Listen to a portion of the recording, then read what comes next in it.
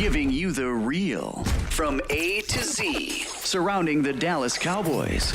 News, updates, rumors, transactions, takes, and more.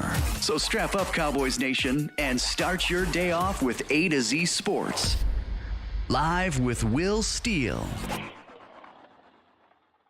3, 2, 1. Here we go. Hip, hip.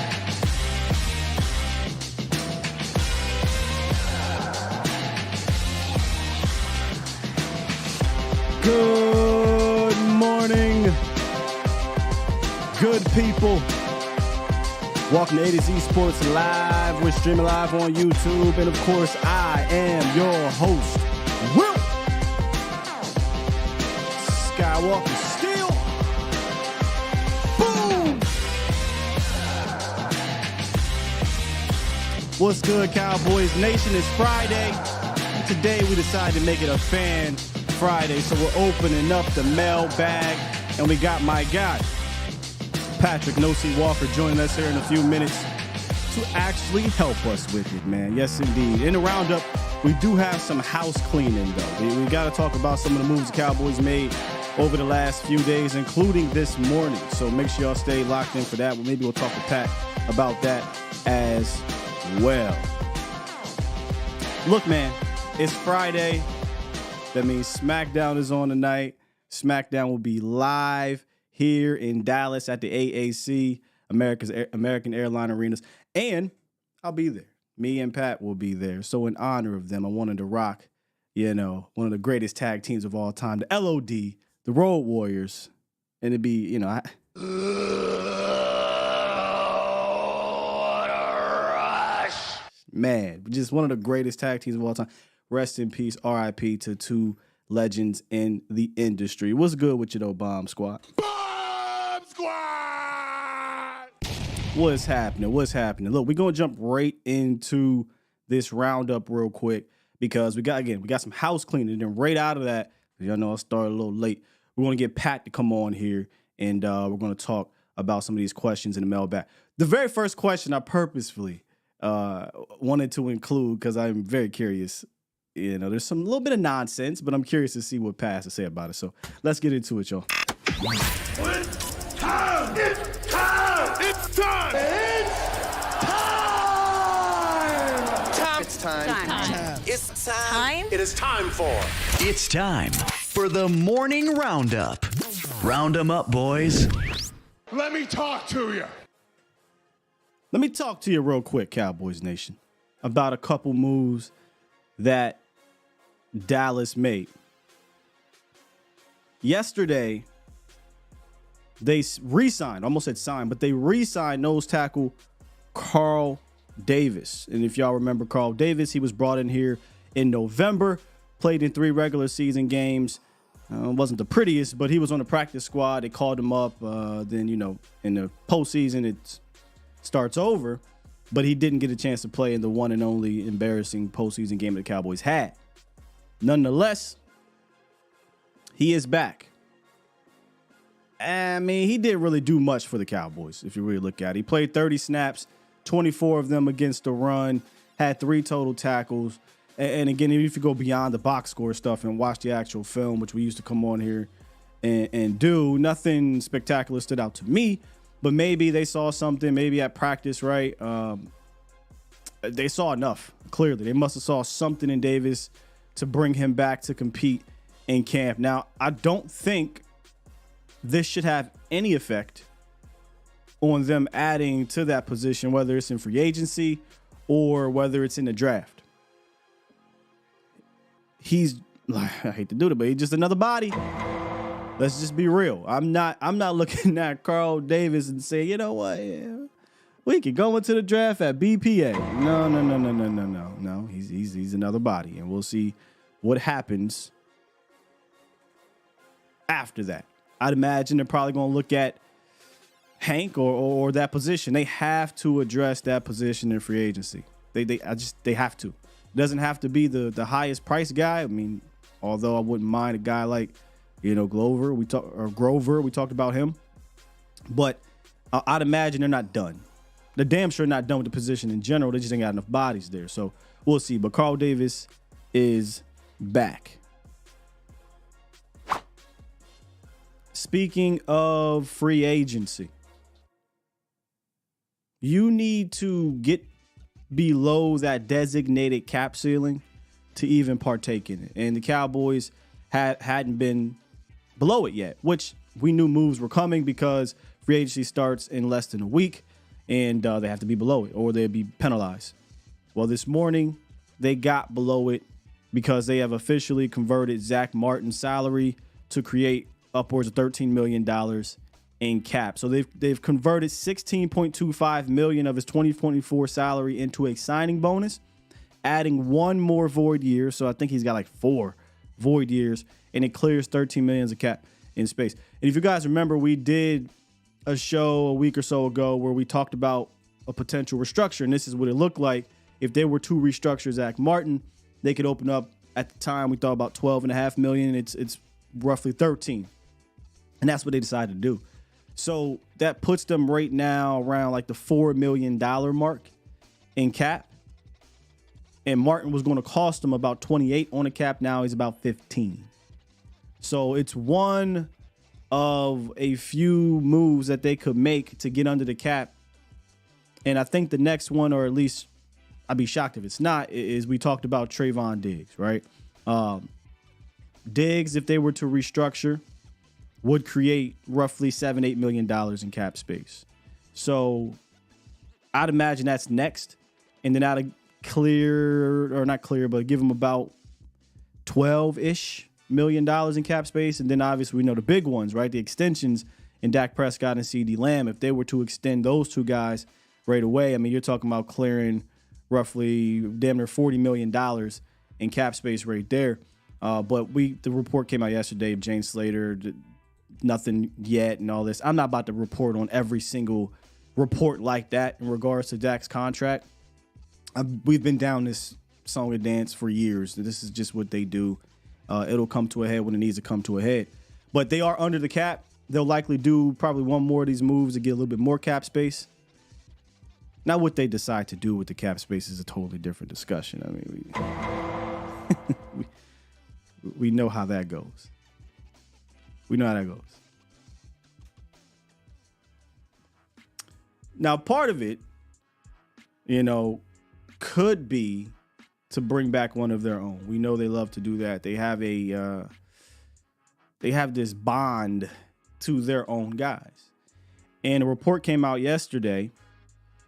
Calvin Watkins, he said here, Tony Pollard open to taking less for Cowboys. A Cowboys return is what it should say. Taking less for a Cowboys return, but he will test free agency. Fine and dandy, right? Want to take less. And if I had to guess, I think it's because he understands that market is depressed. And we'll talk actually about that a little bit later. I think this is what they should have did last year. But again, the Cowboys are more of a reactive organization than they are a proactive organization. Y'all remember last year, the running back market was significantly depressed. And again, I always feel like they played themselves when they tagged Tony and saw what he was going to be making in that 1 year. Let me just tell you, the top 5 salaries in average annual salaries for the running backs who were signed in free agency last year was the average was $5.3 million. Tony Pollard got paid $10 million last year alone on his 1 year franchise tag. That $10 million was more than all but 2 running backs total guarantees over the life of a 3 or 4 year deal in 1 year. So again, Dallas a little late on the trigger, in my opinion, on just letting him test the market. I feel like if they let him test the market last year, coming off the broken leg, they could have brought him back likely on a cheap deal, or on a deal around the average $5-6 million that they were given, and possibly you could have maybe got him on a 2 or 3 year deal with an out after 1 or 2 years, saying, hey, you're hurt. Let's see what happens.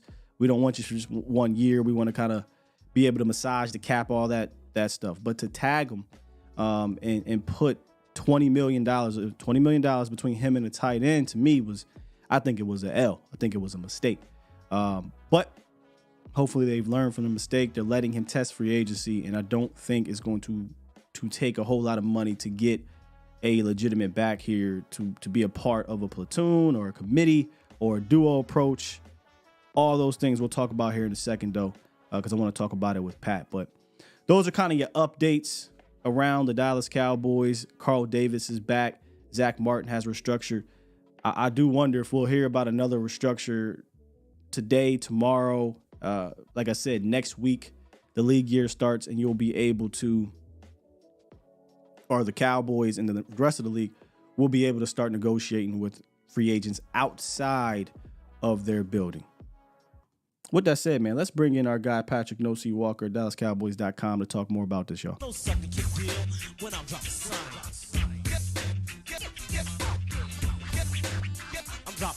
Good morning, my Smackdown brother. Let me talk to you. Come on, man. I'm so hyped. You have no idea, dog. Like I'm chilling right now, but I'm hyped. Oh, actually, I do have an idea because I had a hard time sleeping last night. I feel like it's one of first day of school. You got your outfit lined out, your fresh fit lined out on the sofa. Hey, hold on, though. I really got my outfit lined out, though, bro. I'm just hey. So that's what I'm saying. Like, what we're not going to do is pretend that we're not ready for the situation. Is all I'm saying. Come on, man. Let's go. I'm excited, brother. But I'm also excited to talk to you about all things Cowboys. So good morning. Appreciate you, as always, for joining us. Oh, man, it's always love. This is the best thing I do. Yeah. So I started this thing off talking about Tony Pollard, and you're hilarious because I sent you the questions, right, that we were going to talk about. And let's jump into the mailbag. Let's do it. And I purposely did this because sometimes my brothers have to feel this nonsense that I have to deal with sometimes, right? And you do on Twitter. You definitely do. Regularly. For sure, right? But then sometimes, when you're live with it, it can be a bit challenging. So I want to challenge you a little bit, okay? I want to challenge you a little bit. First question in our mailbag comes from Cowboys Mania 3108, okay? He says, why would the Cowboys keep Pollard when he's proven a major problem, in part preventing the Cowboys from reaching the ultimate twofold goal, which is the Super Bowl, and then win the Super Bowl title with running back Derrick Henry, who is available and brings the best chance of achieving the same goal? So, Pat, why would they bring back the major problem at Tony Pollard? What's going on here? Well, let me approach this in two parts. First of all, it's like I said to you in the text reply. I was completely unaware that Tony Pollard was the Antichrist. I did not know that Tony Pollard was the reason that the Cowboys lost against the Green Bay Packers. He wasn't, by the way. He was actually one of the positive things, one of the few positives. I was unaware that, the season went down the toilet because of Pollard, and I didn't know that Pollard blew games. That all went over my head. Let's be honest, okay? Because I don't much respect to the guy who asked that question. Appreciate the question, yeah. Yeah, absolutely. I don't know if there's something personal there, that Pollard steal your girlfriend. I don't know. But my thing when it comes to Pollard is, and I wrote this in a couple of science labs during the season, my problem wasn't with Pollard being playing poorly. It was that he wasn't excelling, right? So he was middling is what I called it. He was par. Now, obviously, he was coming off of the devastating leg injury, so it took him several weeks to kind of find his mojo, get himself going. Now, also keep in mind, running game is a two-part situation. Yep. What do you have up front? You have your offensive line first. They have to block. They have to play with chemistry. And then your running back has to do the rest. Now, when your offensive line is struggling, the bigger onus is on the running back to make sure that those things are masked, that those mistakes are masked, that those deficiencies are masked. That's where Tony Pollard was deficient over the first several weeks because, again, returning from his major leg injury. Now, when you look at the merry-go-round, the carousel of injuries that happened week 1, you don't have Tyler Smith, and then finally week 3 you get Tyler Smith, but you're losing 3 other starters, and so it went. It wasn't until the back end of the season that you started to see more continuity on the offensive line, and you started to see Pollard start believing in himself, because there's the mental aspect of returning from a major injury, as we all know. When those two things started to happen, you started to see more of Tony Pollard that you would love to have confidence in. Now, let me qualify that. Does that mean I'm saying that Tony Pollard was the same Tony Pollard from 22-21? Absolutely not. No. Because I'm also on record as saying that although Pollard in December, and this was me speaking in December, I said although Pollard is finding his way, finding his legs, he's not the same explosive back. And I believe that's because he's not designed to be RB1. Now, let's go to the second part of that question. Derrick Henry, I'm in. Lock, stock, and barrel. Anyone who follows me on Twitter, anyone who listens to Cowboys Break, anyone who checks out the scientific method with my man William Steele knows I am in on Derrick Henry. So I'm with you on that one, brother. Bring in Derrick Henry because I believe that Pollard is not the issue. I am with re-signing Pollard, but only if the plan is to relegate him back to RB2 where he was explosive, tandem him with a big bully boy back like Derrick Henry, and I think you have a winning formula there. If you handle it that way, I'm completely fine with having Pollard back. However, if you're re-signing Pollard with the goal of entering this season with the same plan of making him RB1, then just let him walk. Yep. Just let him walk to force you to rethink your strategy. That's my answer to that question. Pollard's not the Antichrist here. You got to look at it contextually. So I love to have him back, but as an RB2. Yeah, and another part of that context, I think, is the offensive line, and the running scheme. If that improves as well, then no matter who's back there, they're probably going to improve, even if that is said Tony Pollard or, Derrick Henry, who, for whatever reason, him buying a house in Dallas has gotten a lot of fans riled up, Pat. But there is a caveat to that I think the rest of the fan base should know if they don't know by now. But if you could elaborate on why that technically is not a big deal for a Cowboys Henry type of situation. Well, when it comes to Derrick Henry, he already had a house in Dallas. Yes. Okay, so it's not that he's never lived in Dallas before and suddenly he's purchasing real estate in Dallas. He's already been a Dallas resident. Okay, so him getting a new house, that would be no different from me moving from the house I'm in to another house. And that's not a headline because guess what? I've already been living in Dallas. So that, when it comes to Derrick Henry getting a new home in Dallas, just remember when you're reading that headline to consider the fact that he already had an older home in Dallas. All he's doing is paying a moving company to take him somewhere with more square footage. That's all. But he's not new to Dallas. He's already been here. Now, does that make it easier for the Cowboys in a potential package that they send to him? Sure, because they don't have to talk about relocation. It's just, hey, you're already here, right? So, yes, in real life, that does make it a little bit easier when you're making the pitch to him. But don't use that headline as some standalone item to say, oh, this means Derrick Henry is coming here. It does not mean. I wish it did, if you heard my first answer. I wish it did. But that's not how this works. No. That's not how any of this works. Let's stay on point here with the running backs. Other question came from David on Twitter. He says, say the Cowboys sign a back like Zach Moss or Tony Pollard. Who are the backs in the draft you'd pair our free agent signing with? So if they sign Zach, if they sign TP, who are some of the names you have so far in your draft study that you'd pair those guys with? You know what I love about this particular question? It's because it attacks the Zach Moss question the same way I did on Twitter about a week or so ago.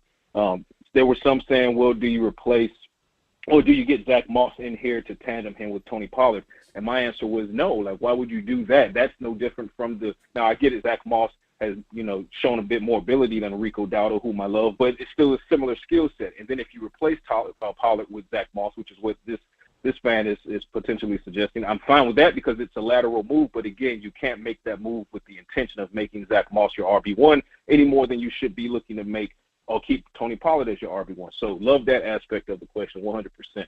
Going to whom I would look at, first and foremost, I would not look in the first or second round for the running back, especially considering what is happening outside of the draft. You don't know yet if Tyron Smith is coming back. Maybe now your need for offensive tackle just skyrocketed in the first round. You don't know if Tyler Biadasz is coming back, so you have a situation at center you might need to address. We all know the issue at linebacker. So I'm a big proponent of signing a whale of a free agent, someone like a Bobby Wagner, maybe even kick the tires on Eric Hendricks, but also tandeming that with a premium pick at linebacker. Does that mean second round? Does that mean third round? I'm fine either way. So when it comes to running backs, I'm not looking at your running back situation until you get to the fourth round. Okay. So Jonathan Brooks, I love him. He's a top guy on my board, but he's going before the fourth round. I think we can all agree on that, right? Now the same could be said for Jalen Wright in Tennessee. We'll see how that plays. But my list for fourth round, late third round picks start to go at like Blake Corum. And I know nowadays when you say Michigan, the fan base starts to kind of dry heave a little bit. I get it. Blake Corum is an absolute workhorse, though. I love him. But outside of Corum, my problem with Corum is I would like a little bit more size because I'm talking about a big bully back. Yeah. So my eyes, and I have guys like Trey Benson, right? Mm-hmm. Bucky Irvin is an option, but Bucky Irvin, I'm a fan of what he does with the ball in his hands. I'm not a fan of him in pass protection, and this is a pass-heavy offense.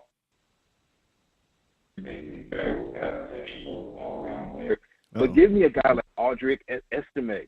It's something about Audric Estime.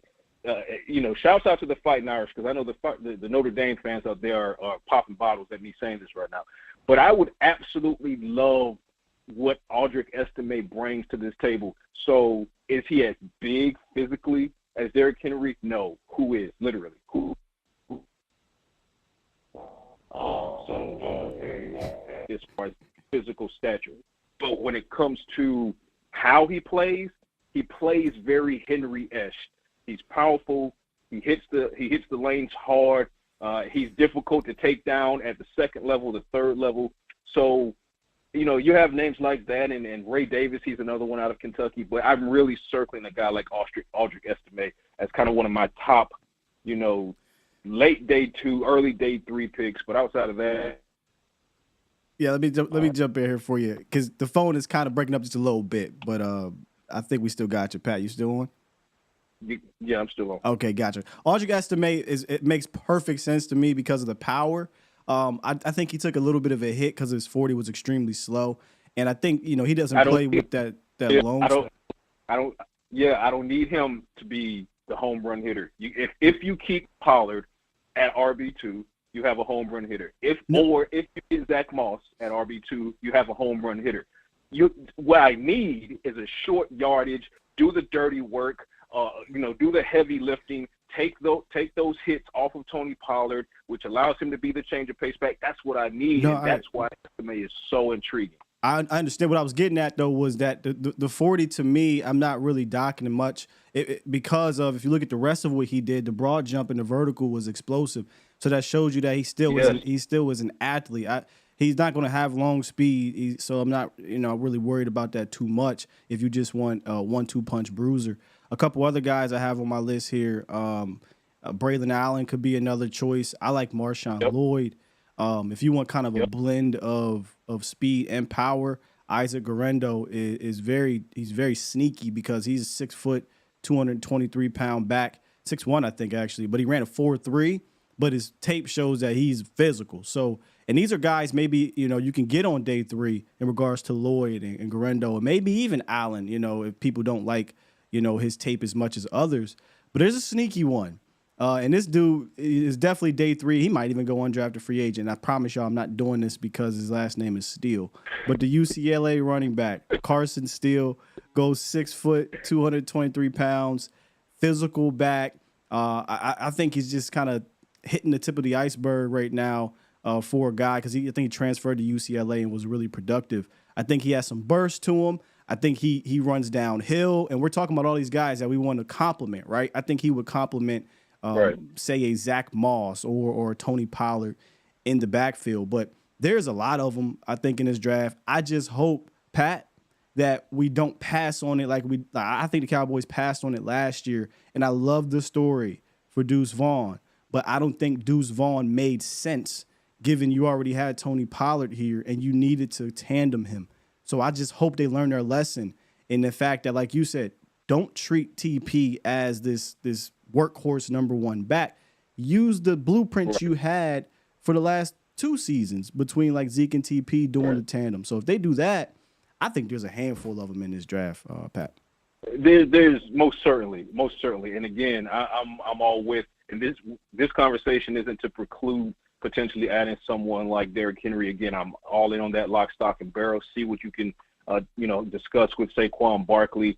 But when it comes to doing that in addition to drafting the back, like that's the magic formula for me, right? So I love Lloyd, what he brings out of SC, still UCLA. And obviously I think Marshawn is, because all of the hype goes to Caleb Williams, obviously Heisman Trophy winner. Look at what Marshawn was able to do in that backfield. He's a problem. He's asleep. And I'll also even go against my own thing, because the Cowboys do not draft or sign former Georgia players. But I'll put it out there for putting it out there. Kendall Milton, right? We're talking about big power backs, right? Guys who can, not only get small through the initial A, B, and C gap, but also when it's time to go toe-to-toe with a linebacker, they can put a linebacker on their ass. They can make a cornerback kind of miss in space. Kendall Milton is a good late day 3 pick who might fall into undrafted free agency, although I don't think he should, because his combine was really, really freaking solid. But all of that is to say still that, to your point,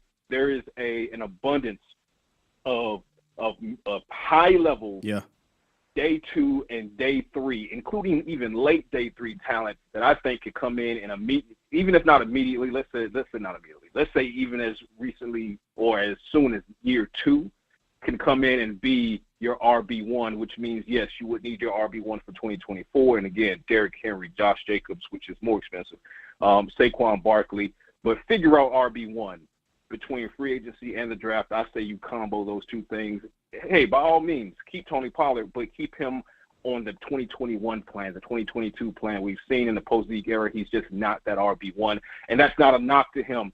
Some people just excel at what they excel at, and when you bring them into something else, they kind of struggle. So get him back to what he was excelling at. It's going to be a lower price, should be more team-friendly. I don't see what the problem would be there as long as you handle it correctly from both the front office and a coaching standpoint.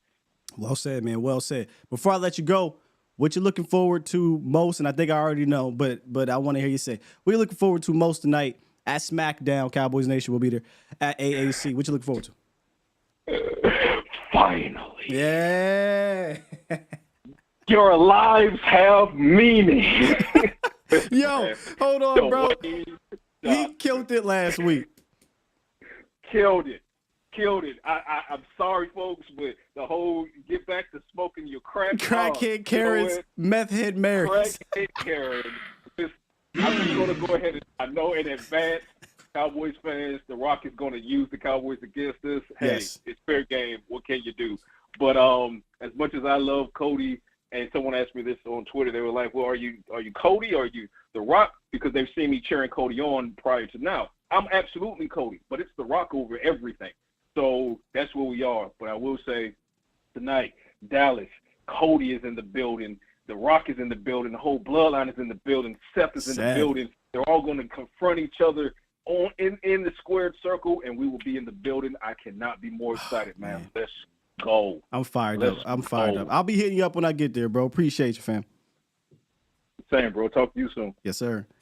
Patrick Nosey Walker, each week joining us. Talk some Cowboys. Y'all know how we do. Good stuff as always. I'll say this. I was in the building in 2020, was it 2? WrestleMania, where, and I'm gonna be honest, I had no idea that Cody Rhodes was the guy. I thought it was The Rock that was coming back, but it was Cody Rhodes. I wasn't as plugged in, I think, behind the scenes of what was going on, so I just assumed it was The Rock. But it was Cody who came back, and the building just exploded, and he fought Seth, and that was great. So I've seen Cody, right? I told you I've seen Roman and all these guys. I have not seen The Rock, which is crazy because he's been around, but I haven't. So I'm really excited to see these two, man. It's going to be amazing. It's going to be amazing.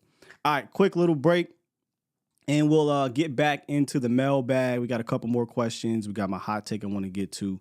And then maybe we'll wrap to you guys as well on the phone for a little bit. We got a little bit of time here. So go ahead, take a sip of your coffee, go to the bathroom real quick, and come on back. You're listening to A to Z Sports. Do it live! At some point, hoping to broadcast In front of the millions of Cowboys fans to bring you the real. But for now, strap up and here's your host, Skywalker Steele. I'm Luke Skywalker. I'm here to rescue you. We'll do it live. Hey, The Rock was in Arizona last week. Boy, he said this is the crackhead capital of the world and called them crackhead Karens and meth head Marys. Yo, when I tell you I was in tears, you gotta forget that The Rock can really he can go. So I agree with Pat. I think he's definitely going to use the Cowboys' failures tonight as he plays the heel Hollywood Rock. So get ready, Cowboy fans. Don't get too sensitive on it. It's gonna happen, man. Which Sonny? See, when I see the name Sonny, Professor, I'll start thinking about Sonny from the '90s, and now she kind of crazy in jail, looking wild. But you know. Anyway, let's get back to the mailbag segment. We got a couple more questions. Like I said, I'm gonna hit up my hot take with one of these questions. But this next question, I actually am going to ask this to the fans more. I mean, I'll answer it myself too, but I'm curious to hear your thoughts here. By Josh. Let me put this up. Bow. Appreciate Cowboys Mania. Appreciate David for the questions. Joshua Wortham on, I think this was YouTube. I think it was YouTube. He says, what's the worst first round pick you could imagine possible? Position or player? Worst first round pick you could imagine, position or player? Tight end. So I try to, obviously be a bit realistic with this question, Josh. I'd assume the Cowboys ain't taking a punter. I don't think they're going to take a tight end. I don't think they're going to take a kicker, right? I don't think they're going to take a quarterback. I still don't think they'll take that, especially after Jerry said, well, why the hell would I do that when yada, yada, yada. But for me, let me read y'all's, and then I'm going to give y'all my answer because it's going to sound weird given that it actually is a position of need. Yeah, that's what I figured. Punter, long snapper, but more realistic ones are quarterback, tight end, anyone from Michigan, yeah. Anyone from Michigan would probably have everybody go crazy. Here's my legitimate answer, though. I thought about safety, Brandon. I actually thought about safety, and in fact, I don't know if I'd say worse, but I get that. I thought about it. Say running back. Think about it. Oh, y'all tripping. Center and wide out, worst possible. Come on, man. You could take worse positions than that. Running back. And here's why. We just sat here and talked about all the running backs that you can get on day 2 and day 3. And there is no Bijan Robinson in this draft. So why would you take a running back in round 1? So that's where I'm going to go. I'm going to go, what's the worst first round pick you could imagine, position or player? I won't go player. I'll just go position. And I'll say running back. I don't think there's a need to take a running back. I don't even think there's a first round running back. You could argue there's first round centers, wide receivers, safety, corner, right? Hell, even tight end, but I still wouldn't do it. But I don't think there's a first round running back worthy to take, even though it's a position of need. Who would you take in the first round at 24? USMC.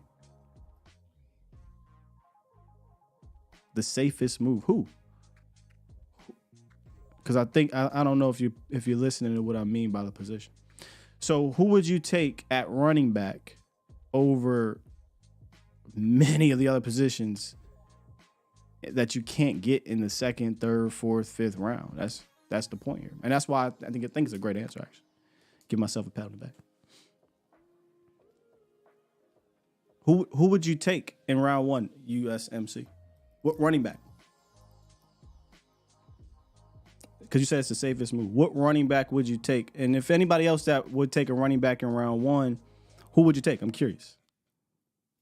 Very, very curious. Guard. I can understand guard. You got guards. Audric Estim. Oh, boy. Jeez. Okay. I mean, we're just going to agree to disagree there. There's not a chance in hell I'm taking Audric Estime at 24. Whoa.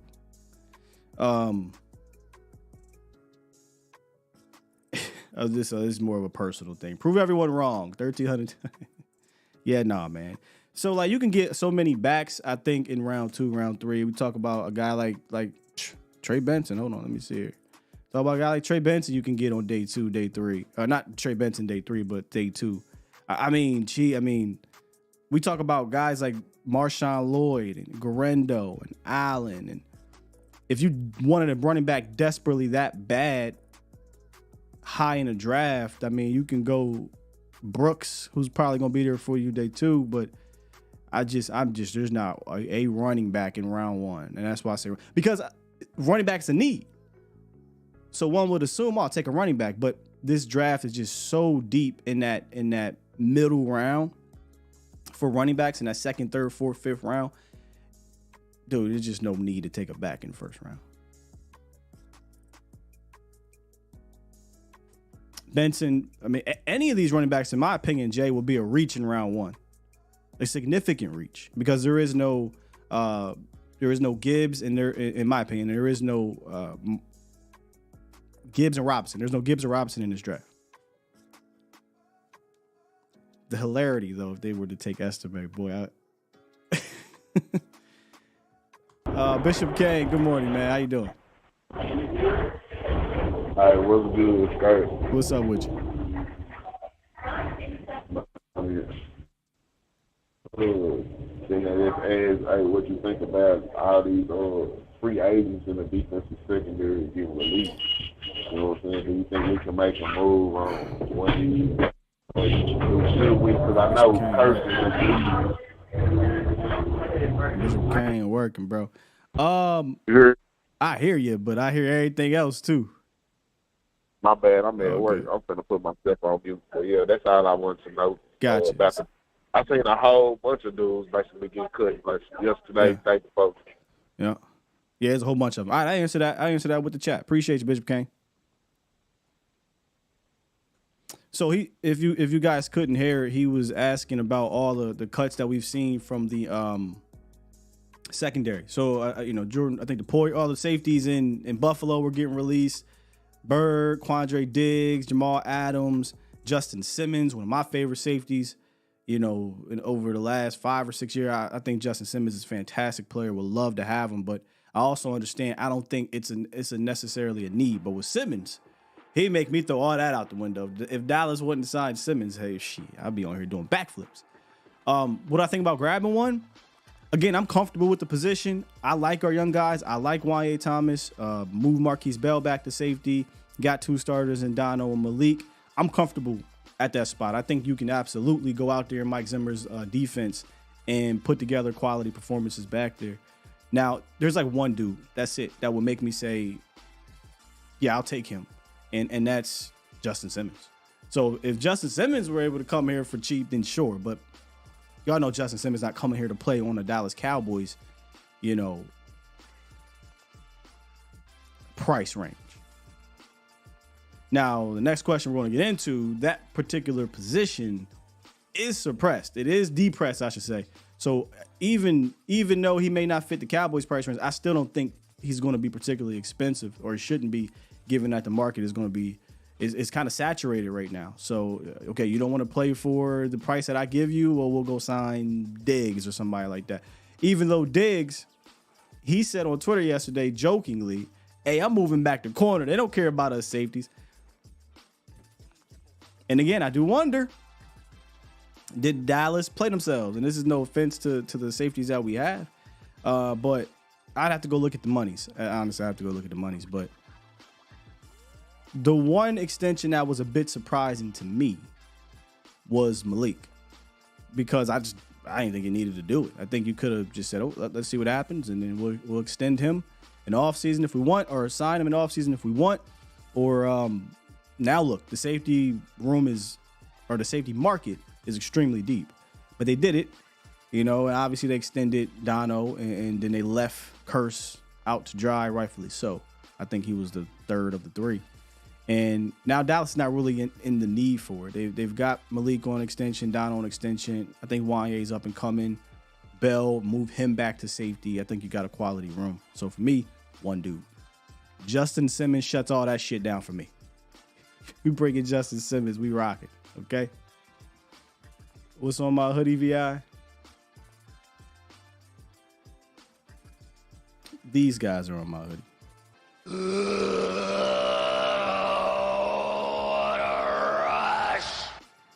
Legion of Doom, LOD, Road Warriors, whatever you want to call it, Hawk and Animal. One of the greatest tag teams of all time.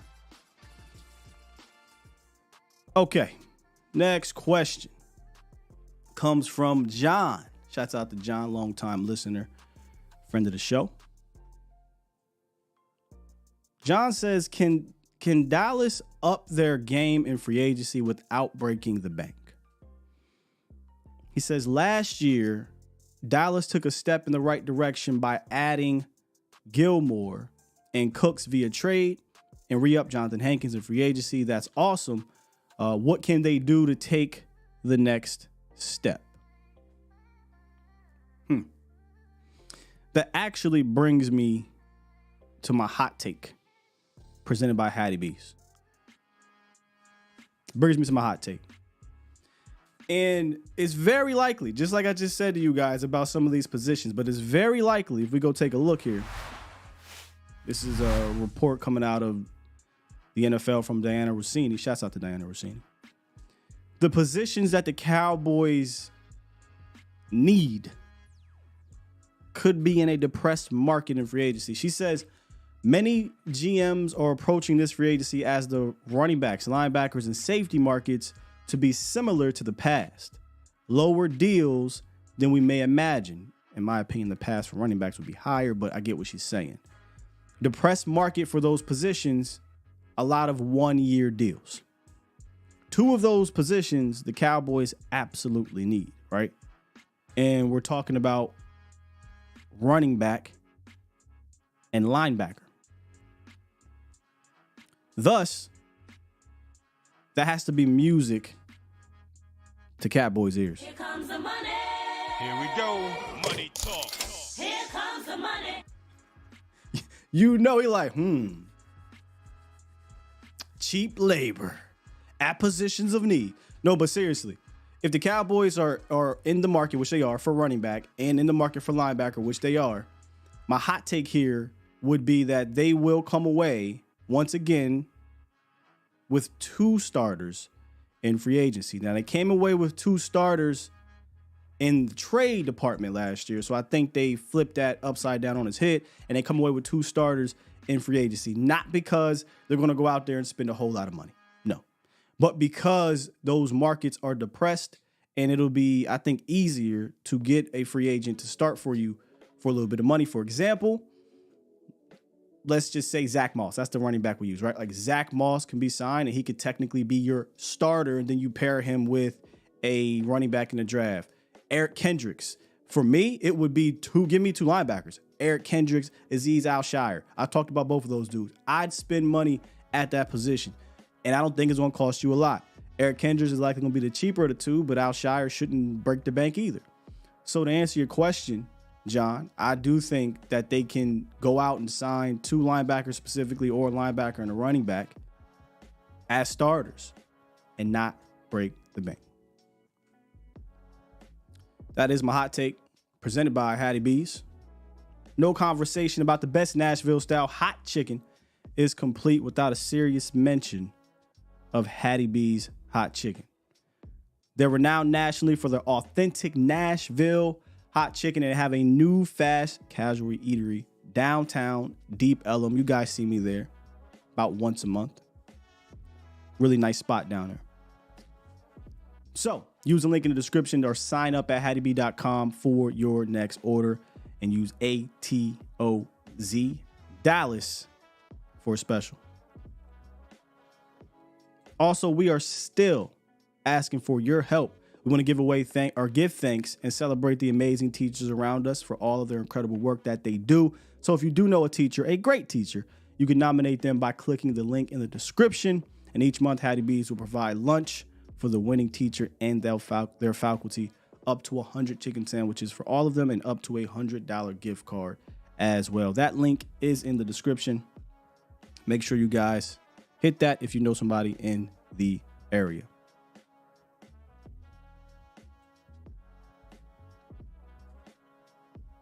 So 2 starters in free agency. Is that a bit much? I think it's a hot take because the Cowboys don't normally do it, but it is a depressed market, so it's very possible. Legion of Doom or Steiner Bros. Hey, Oscar. So years ago when I had my old podcast, we were putting together a top tag teams of all time, and I was telling my buddies, I think the Steiner Bros are one of the most underrated ones because obviously they were before the Attitude Era, and they weren't necessarily the LOD demolition type, brightness to them. But when it comes to just actual wrestling, one of the GOATs. Steiner Bros, one of the GOATs. Possibly 3. Splenda. Who? What positions? I got linebacker, running back for sure. Maybe two linebackers. Maybe defensive tackle. I'm trying not to count guys coming back. Like if TP come back and Hankins come back, I don't really want to count them. Harlem Heat shouldn't be underrated. I think arguably one of the greatest, if not the WCW tag teams, but obviously that ended by the time they got bought. I think they signed a vet center to compete with Hoffman. That, and then he said a vet running back and a linebacker. The linebacker would be the big deal. Professor O, I think that feels very right. The report came out yesterday that, they're confident in TJ Basses and Hoffmans of the world, which they should be. Those guys play some solid ball.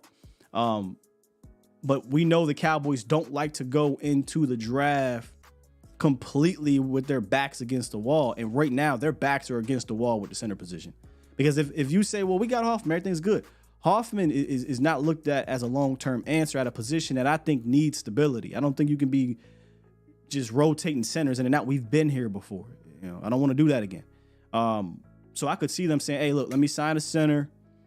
And we go into the draft and we say we're not backed up against the wall to have to take one early.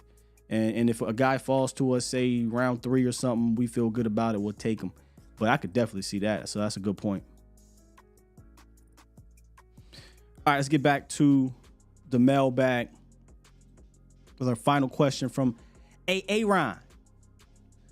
He says, with seeing how high pressure and big Texas high school football is and how well Ademo fit in last year, would you, if you were a GM, draft more players from the state of Texas? Spitballing on how to change the culture.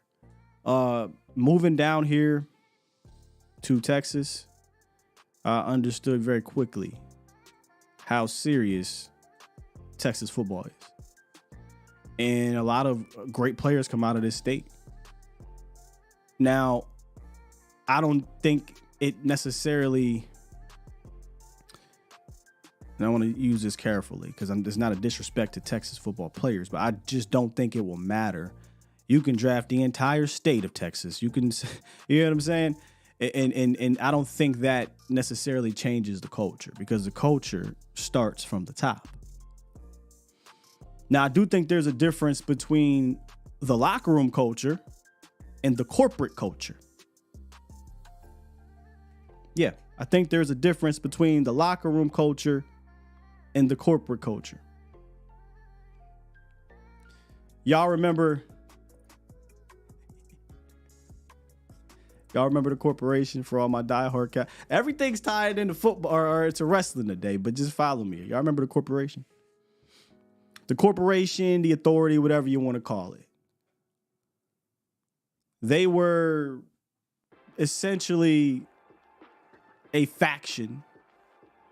And they were a faction. Let's be real. There's a corporate ministry, corporate champion, The Rock. The corporation was a faction ran by Vince McMahon and a couple of his cronies. And I look at the corporation like the Cowboys right now. Jerry is obviously Vince. Pat and Briscoe is Steven and Will McClay. I don't mean to call respects to Will. I think Will does fantastic work, but let's be real. Will is not making decisions here. He's not. He's a part of the corporation. But in all seriousness, I know this is stemming from Ron, what the Dalton Schultz thing, right? And I was a bit shocked at the vitriol that not necessarily him, but the statement got. I was. And here's why. He ain't said nothing that nobody else hasn't said before. It wasn't new. But here's the problem. For those who haven't seen it, just Google Dalton Schultz and it'll pop up, trust me. The real meat and potatoes of what he said got glossed over for the headlines. It got glossed over for the clickbait. It got glossed over for the sexy thing that we can put on, you know, in our articles and our videos and everything, because that's what's going to generate more vitriol. Right? Everybody's focused on zoo, animals, people tapping on the glass, and ran with that as if people are saying, well, this is the reason why the Dallas Cowboys aren't XYZ.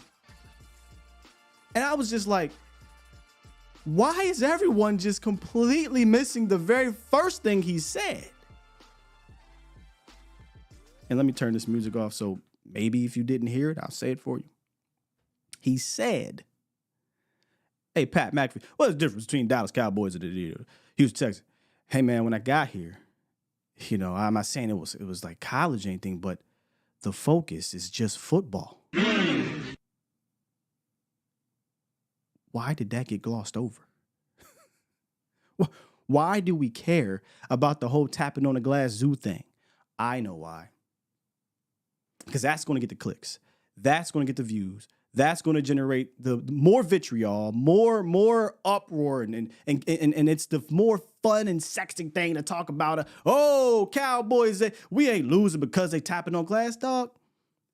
Whatever. The first thing he said was, the focus is on just football. Let me ask anybody out here who disputes what he had to say in that interview. Do you dispute that here in Dallas? You can poo-poo him for the tapping on the glass zoo, fine. But do you dispute that football is not the focus in Dallas and it is just the focus in wherever else, you know? And I'm not saying in 31 other organizations, because that may not be the case. Maybe only in 28 other organizations, 25 other organizations. But football is the focus. Who's arguing that football is not the number one focus here? Nobody has argued that. In fact, wasn't that what everybody was saying or has been saying for years? There's a corporate Cowboys culture, and then there's the locker room culture. I don't dispute the locker room culture. I don't. The corporate culture is real, and here's why it's a problem. Because those lines are blurred. The corporate Cowboys are making the football decisions. You can't do that.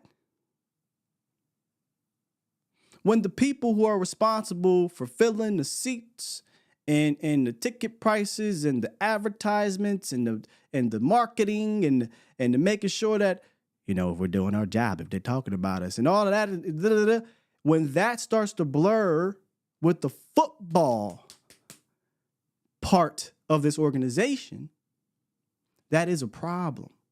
And we can't deny that.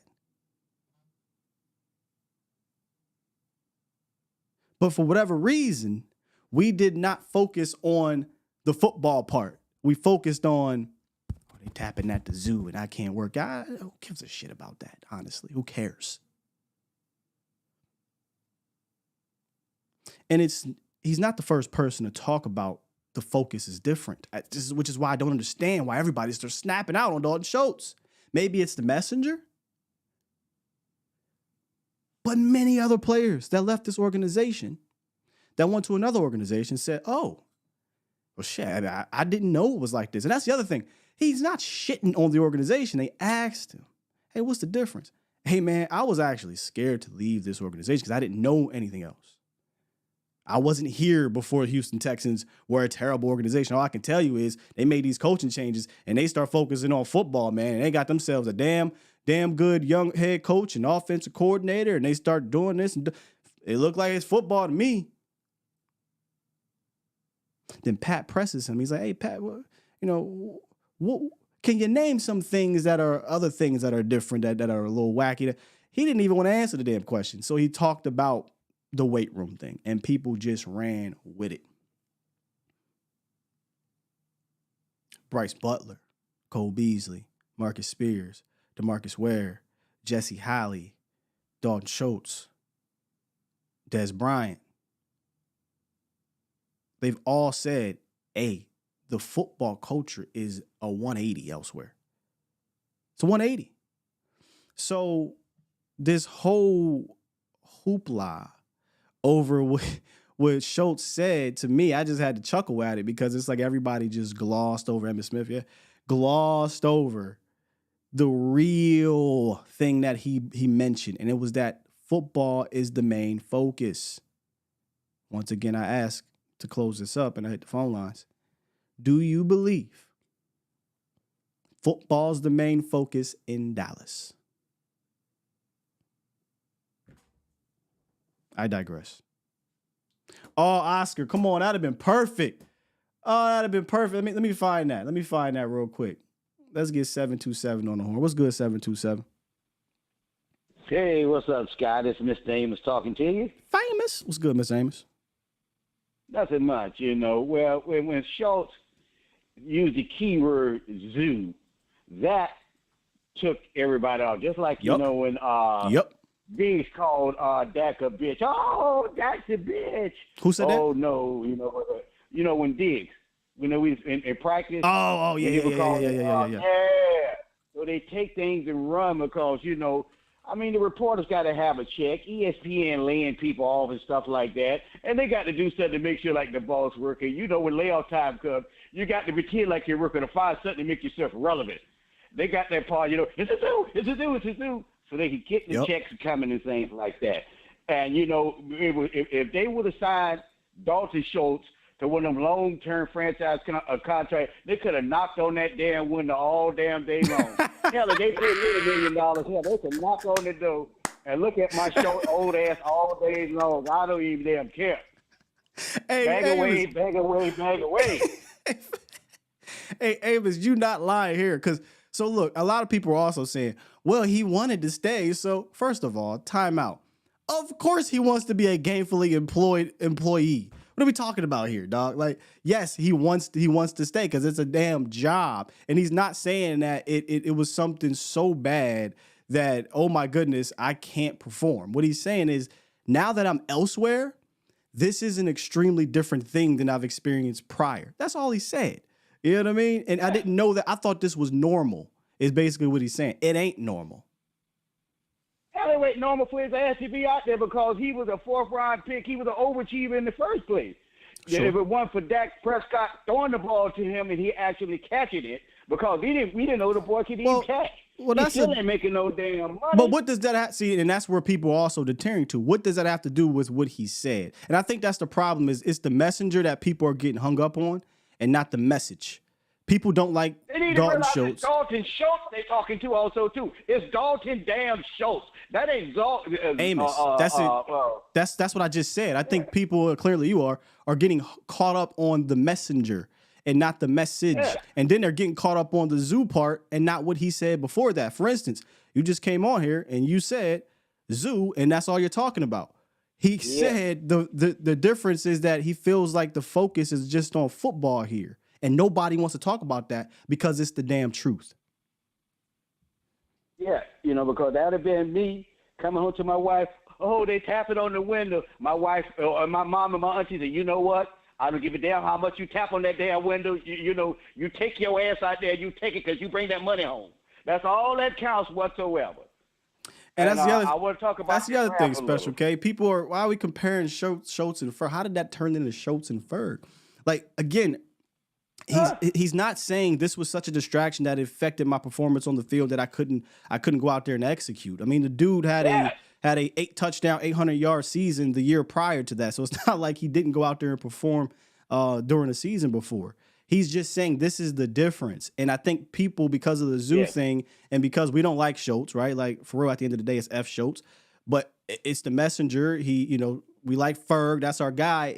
We're going to ignore what he said and only talk about the headline grabbing thing, and it's F. Schultz. When in reality, all he told was the damn truth.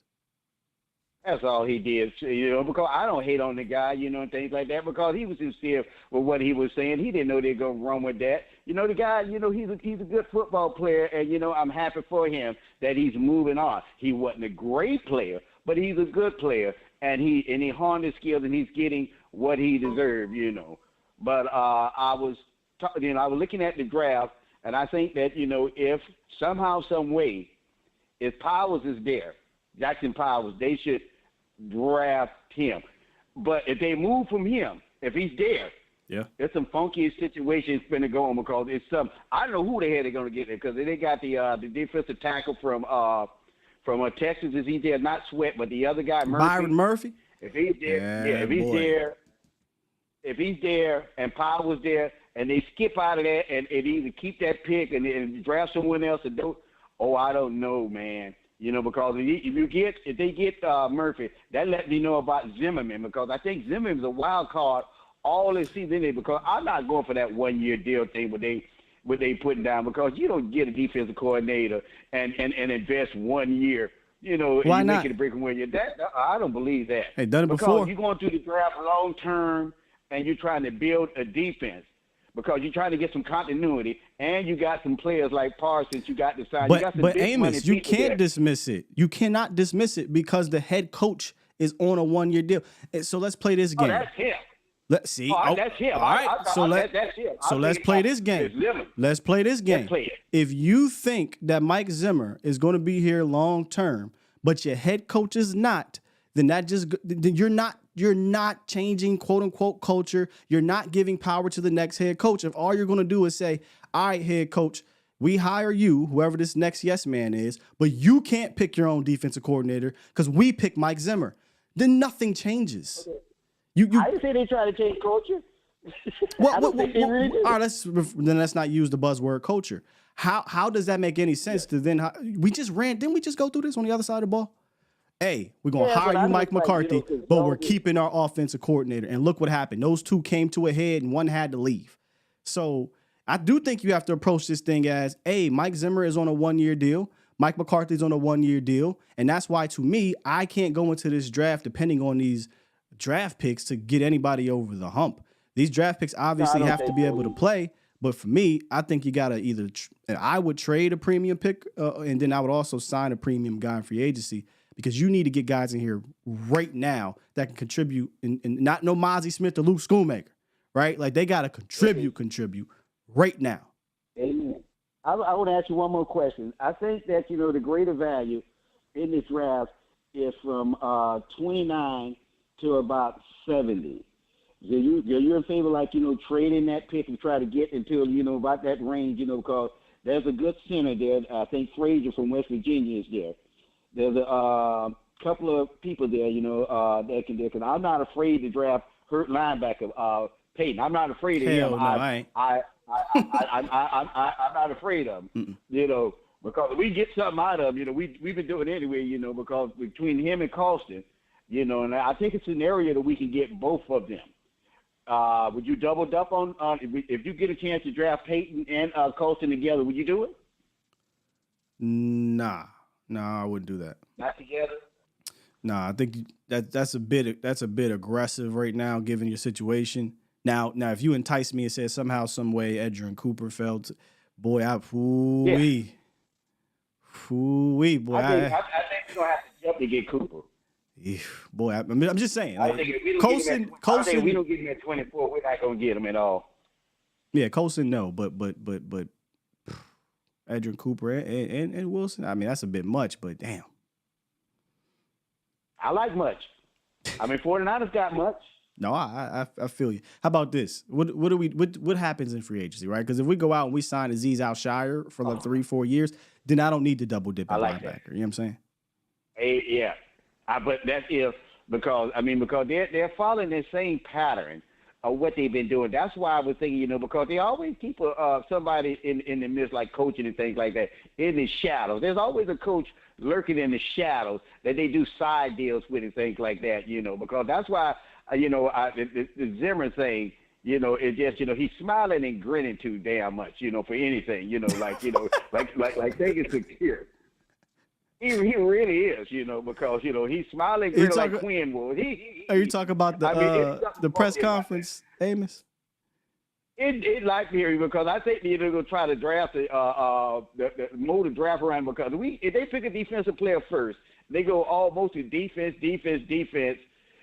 It's I don't know. Might need to look a little bit, because I don't know because that's just how the Jones operate. It is. Because these are not normal people. They're not rational thinking people. They don't do things that normal people would do. They got their own mindset, and they're going to do Jones type of stuff.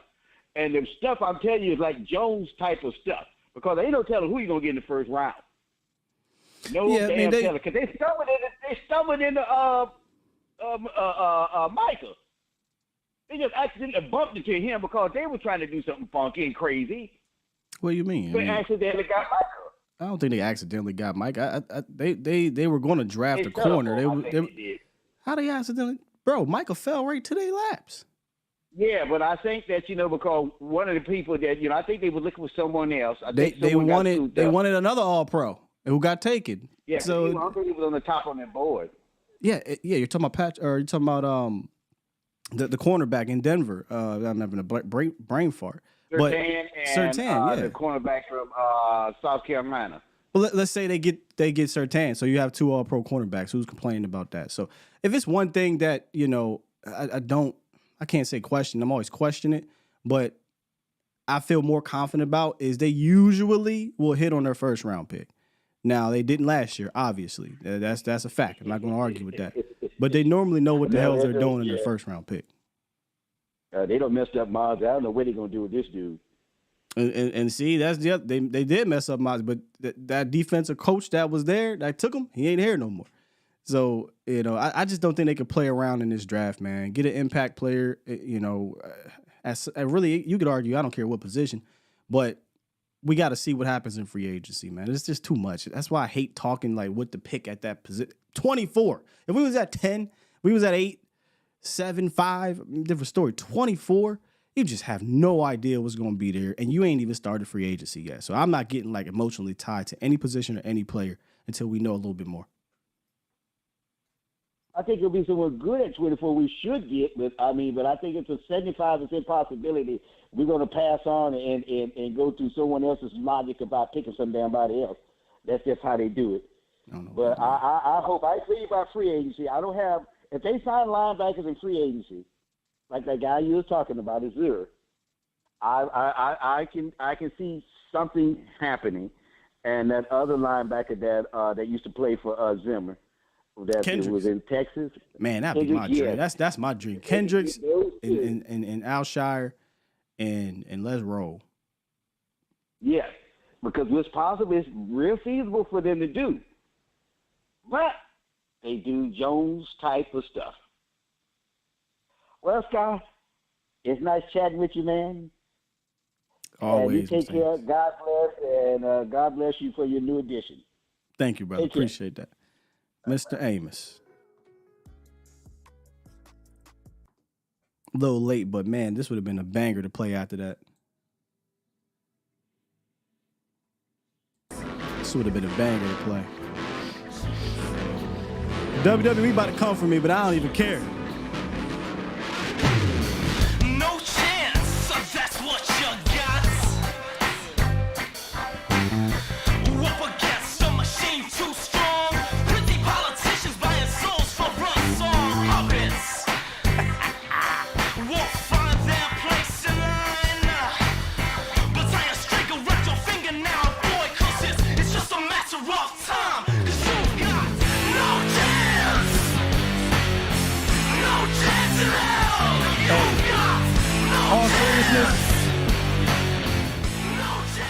If I was Jerry Jones, bro, I would just lean into this persona. Every single time y'all want to interview me, I'm doing the McMahon strut. I'm walking out to this. I don't get why he don't lean into it. I don't know, man. He's already a villain. Just lean into it.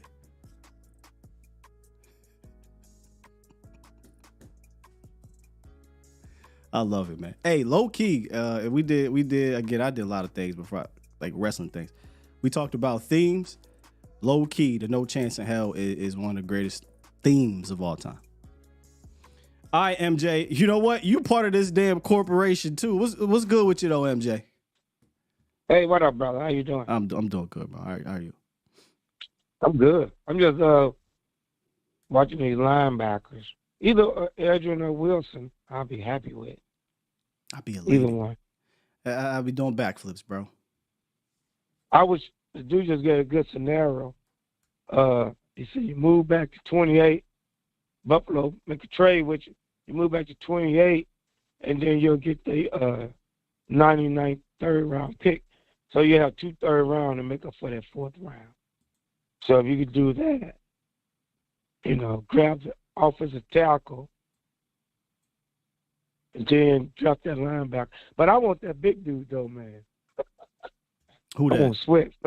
I won't sweat bad, boy. I'm so surprised y'all so pressed on Sweat. Like I get it. I think Sweat for what you want him to be a nose tackle. He's a 2-down player. And we kind of already just took a defensive tackle last year. I would go get me my defensive tackle on free agency personally, or a trade. Okay. You know what I'm saying? I like the ones you pick. You're right. Yeah, yeah, no, it's no offense to Sweat. It's just that, boy, if you take Sweat in round 1 or even round 2, what if he has the learning curve that most of these defensive tackles have? Now we just doing the Mozzie thing all over again without losing weight. Like, you know what I mean? Get me some cats that know how. You can get him in 3rd round. The Clemson D tackle. I like him too. Or the Clemson D tackle. Or there's another D tackle that they have put down. He's like 326. He weighed 326, 6'4". Hold up. I'm looking at it right now. Give me 1 second. I put it down on the thing. See, Sully, he don't remind me of Jordan because I think Jordan was more of an athlete. I think he was more twitchy, if that makes sense for a 360-pound dude. But I get it, though, Sully. Like, they both 350, 166. And Jordan's literally a mountain. But I don't know, man. I think Jordan as a prospect coming out was better. And I think Jordan had a good year last year, personally. But maybe he need to work on his conditioning.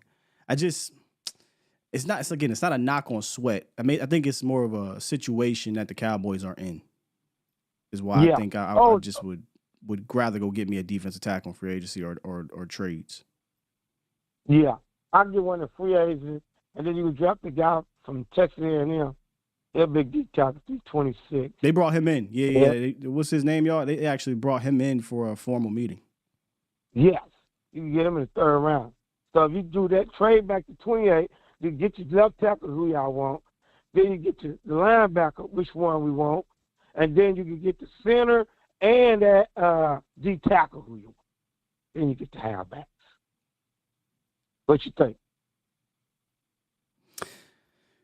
Yo, I just feel like we need a handful of things that what happens in free agency, bro? Like that's my thing. Like if we say, hey, no linebackers, we don't draft or we don't sign any linebackers, we don't address any defensive tackles, we just sign Carl Davis, and we bring back Jonathan Hankins.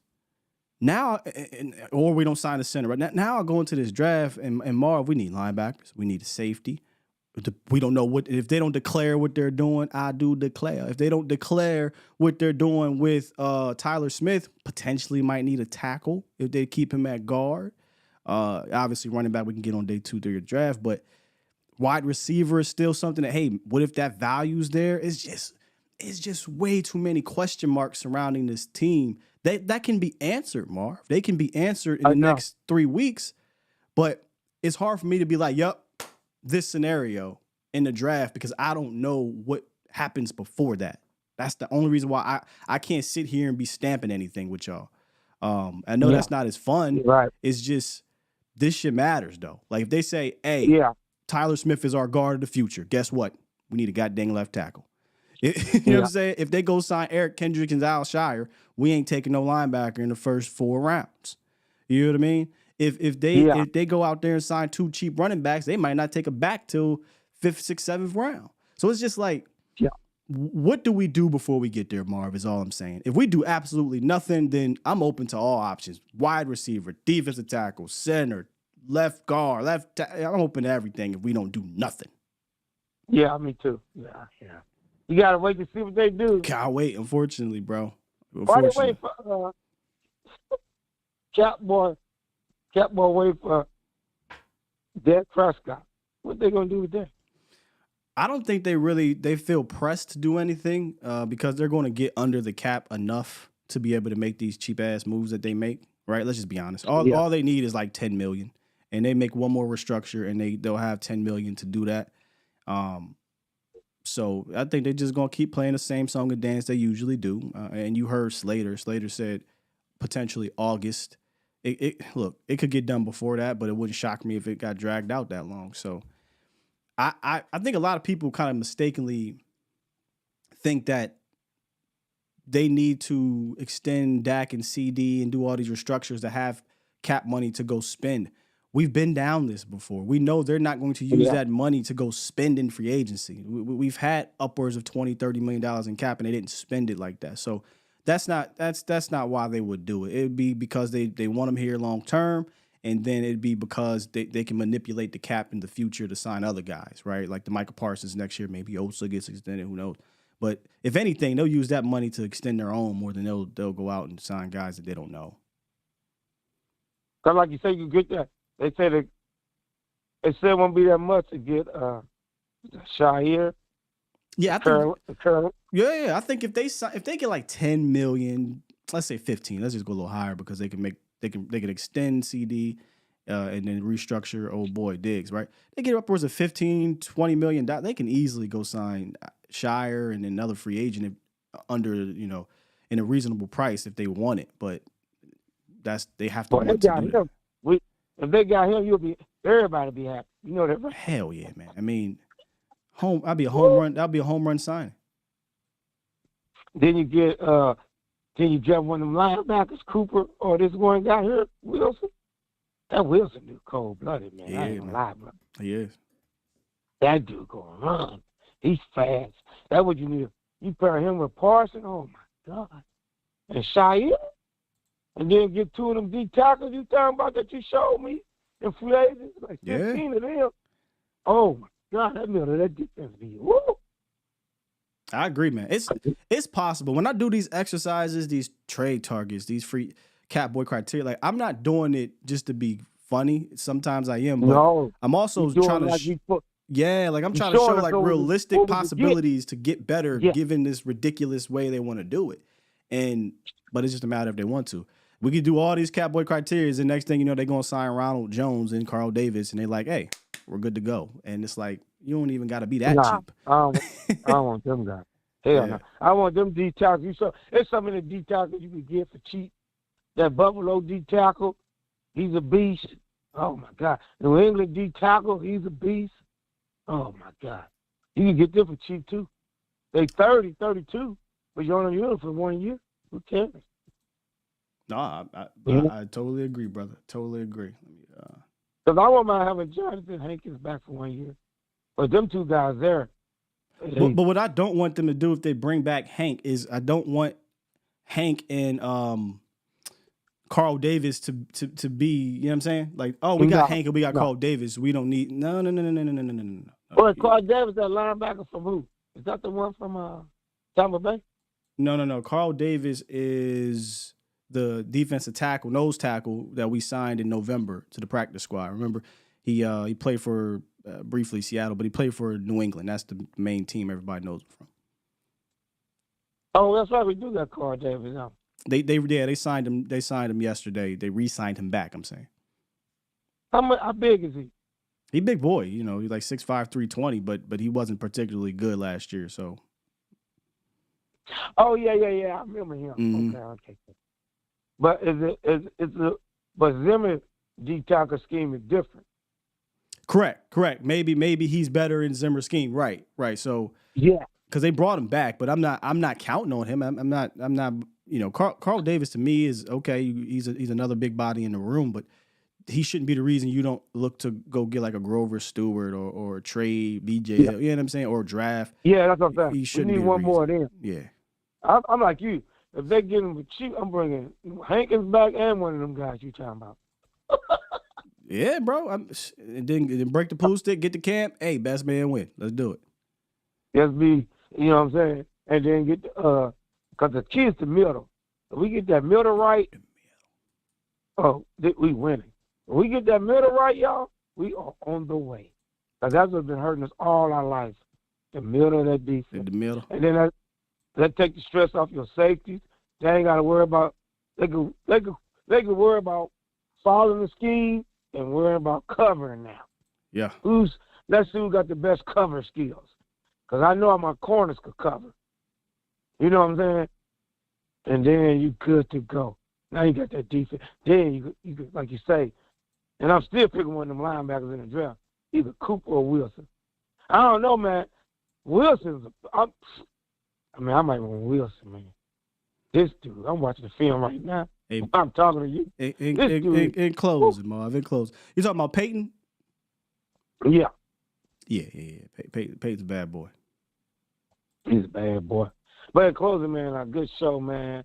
What you got going on next week? What you going to get ready for the next free week? agency? Yeah, next week we kind of get into more free agency. I'll probably do 1 or 2 more free agent primers before we hit actual free agency. But we'll probably be reacting to a lot of news because what's that? What's the 8, 9, 10? Yeah, so I think again, 11th or 13th, one of those days is where it starts. So we'll be reacting to rumors we hear, signings if Dallas is even part of it, but around the league, and then So and then after that we'll get back into draft. Yeah, okay. I'll be on. Tell Vosh stop messing with me. Vosh, I know you hear me. I'm over here. Don't be messing with me. Marv, we would never not mess with you, but it's all out of love, Marv. We appreciate you, big dog. All right, man. Good show, brother. Yes, sir. Salute. Magic City in the building. Shouts out to him. All right, man. Let's wrap this thing up. Get to some super chats. Shouts out to my bro Foots in the building. He'll be back on. We'll have Foots back on talking more draft. But we got a process that we do. Also, speaking of draft, talk to Vach. We're looking to do y'all know how we usually do me, Foots for day 1, and last year was me, Foots, and Vach. We're looking to do day 1 and 2 together. So we're going to try to put that together. And day 1, y'all know I love to do it big on day 1. So I'm gonna try to put together if we're kind of going to work together on this. But if we get this whole thing together, day 1's going to be a spectacular in a way, man. Me, Foots, Vach, we be kicking it, of course, right? But we're also going to bring y'all the analysis. And I got, if I'm on the damn show with them, they're 2 of the best in the world.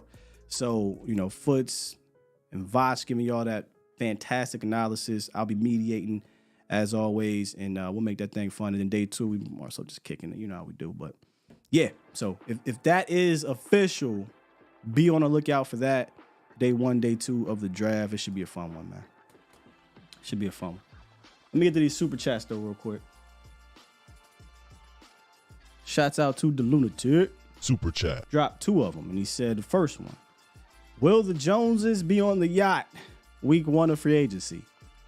Flat out, yes. 100% they'll be on that yacht. They're not partaking. Y'all know what Steven said. He doesn't like free agency. So they're not going to really partake properly. If they do, it'll be a small signing. And then he dropped 2 and said, Hankins sign means we won't spend more money. Do you mean Carl Davis, the Lunatic? Hankins sign means we won't spend more free agency money at defensive tackle. I think you mean Carl Davis. Unless there's breaking news, I don't think they signed Jonathan Hankins back. I don't think they're done at defensive tackle. Carl Davis should not move the needle, bro. Should not. Sean said, hopefully, Sky, you won't have the same reaction you had for the second round pick last draft. I tell you this. Hey, I like that. We'd have knew that. Vach is Big E.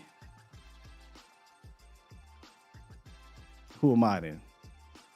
I ain't Kofi or Xavier Woods, but the reaction we had last year was warranted to that second round pick. It was warranted. And right now, it was right, and I ain't that type. But hey, y'all, like, we took Schoolmaker, and if you'd have missed it, there's a whole meme about it now. Me, Foots, and Voss was just on some. What? Who? Why? I mean, we know who, but why? And it was an interesting reaction. But I'm with you. I hope like hell we don't have a type of reaction again. This ain't the year for that, man. USMC. Appreciate you. Drop 10. Super chat. We were talking running backs earlier at 24, but he said, I think for a good price, keeping Pollard will be valuable. I can get on board with that. If we got lucky in the third and got the big, powerful back, Estime would fix this running game. You big on Estime, man. I don't even think that's lucky. I don't think if he's there in the third, that's lucky. And I do think you can get a big power. You can get a powerful back in the third round. I don't think that's out of the equation there, but appreciate the super chat. Got Foots in the building. Foots, I brought up another cousin of mine, but he's on the other side of the family earlier. And I promise y'all, I didn't bring this dude's name up because his last name is Steele, but I talked about Carson Steele Foots as a potential late day 3. He might even go on. It's so many backs. He might even go undrafted. And he's another, to me, strong runner, powerful runner. He was on Feldman's freak list. He called him the strongest running back in football. 6 foot-ish, a little over, I think, 23, 25 pounds. Runs strong, bit upright, but he runs strong. I think he's got great initial burst. He bounces off tackles. He ain't Christian McCaffrey. He ain't Peyton Hillis. You know what I'm saying? But he come from that bloodline. But what I'm saying is he fits the mold of, hey, we need a strong physical back to complement, if you bring back a TP. He's just another one in a long list of big backs like that. Foots, you like him? I like him too. I won't be there in the third, USM. Are you talking about Estime? And if he's not, no worries. I know we all have pet cats, but I don't think a single person in that room is panicking if Estime is not there in the third round. There's so many. I take Garendo in the fifth, or if he's there, or sixth, over Estime in the third. Yeah, for sure. Too many dang backs, man, to sweat not taking one early. I wouldn't take one early at all. 3 is about right where I'd probably start looking. And if not, and you get better value elsewhere, you take the value and you just make sure you come away with one on day 3. I think you'll be fine. Shouts out to DB, Dwayne Brown. Super chat. Dropped a dub. He said, great show all week. Great shows all week. You the daytime media go. Man, it's heavy. Appreciate that. He said, appreciate all you do for the nation. Thank you, man. I told y'all the very first show, my goal was to make this the #1 Cowboys morning show in the land. And I got a lot more room to grow. But I think we are approaching. I personally, and humbly, but not humbly, I do think I have one of the best morning shows in the land, especially when it comes to Cowboys. So we're going to keep growing, man. And it's because y'all be here rocking with me. And Sully dropped 5. Super chat. He said, man, I seen females put up a better fight getting thrown out the club than Carlton Davis. He called that man Carlton. He was DJ Jazzy Jeff in the games he played. Hey, he wasn't great. He wasn't great, man. But maybe in this scheme, maybe more, just control the man in front of you, let everybody else make plays. Maybe he's better. We'll see. And that will wrap it up. I'll do one more refresh on the way out. B Bird, shouts out to the original OG. Came up in here. Super chat. dropped 5 and said, my personal Mendoza line is how people fall on the Schultz comments. I can't rock with anyone that's attacking the messenger in this case. Yeah, B Bird, I don't know if you were here earlier, man. We had a nice little chat, well, at least I did, about that situation. I agree. I think the messenger is being highlighted more than the actual message. And had he not even mentioned the word zoo and the tapping on the glass and all that, I wonder if football as the focus headline would have been more reciprocated. So I won't go back down that rabbit hole, but 100%, I agree with you. It's the messenger is being attacked, the zoo line, the headline. It makes for great content. It makes for great reactions. It makes for great emotions to be riled up. Of course, it's F Schultz in the sense of he ain't here, forget what he's saying, but what he's saying is not false. And he's just one of many that talked about that. And we kind of went into the whole culture thing. I think there's a difference between football culture, the locker room culture, which I think they police themselves. I do believe that is strong. But then there's also,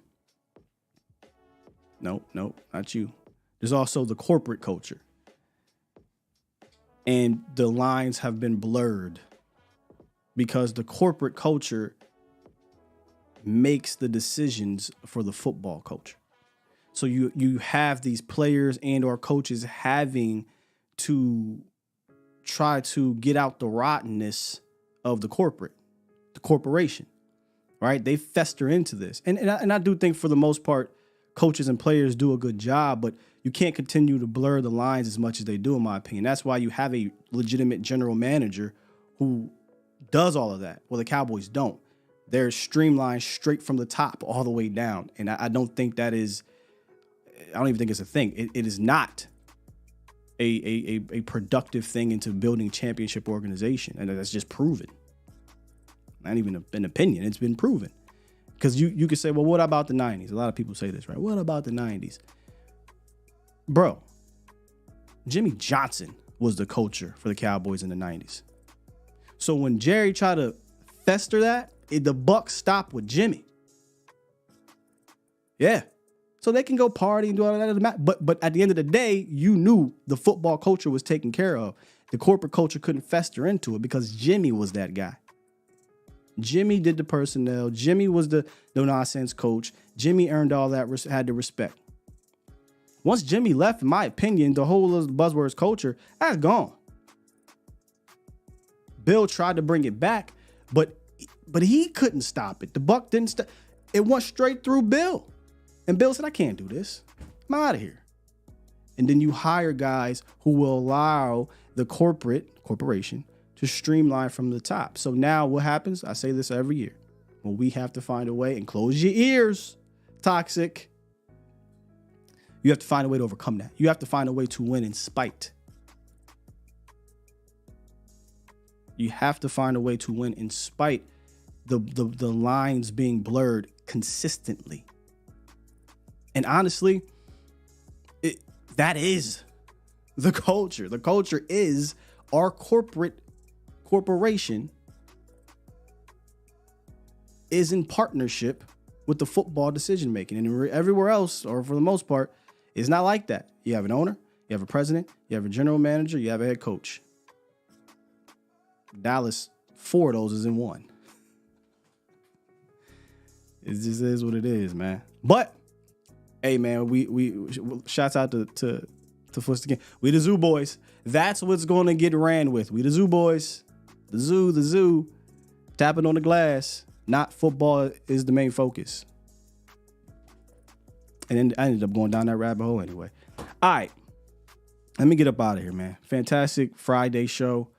Appreciate y'all for being here. Good conversations as always. It was like you said, I appreciate that, Dwayne. It was some good shows this week, for sure. We'll be back next week again, likely mostly free agent stuff.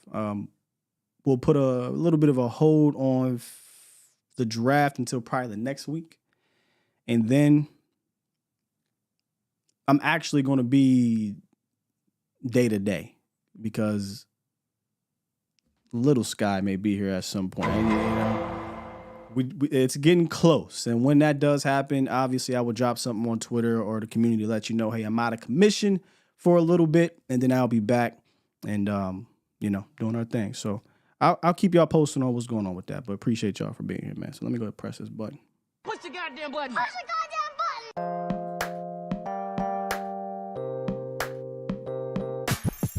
Yeah. It's approaching. It's approaching, Chris. Not far off. Let me see something real quick.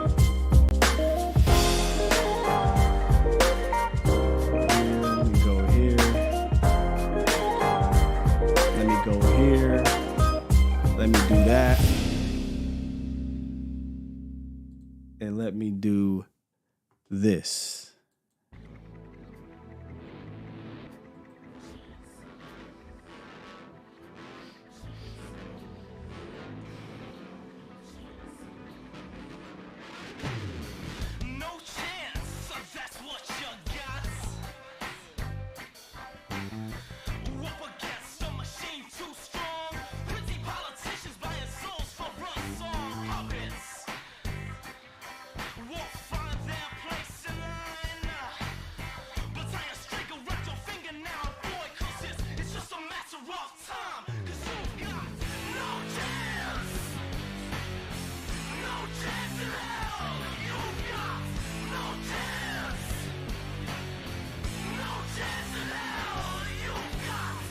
If you're going to be at the AAC later, holla at your boy.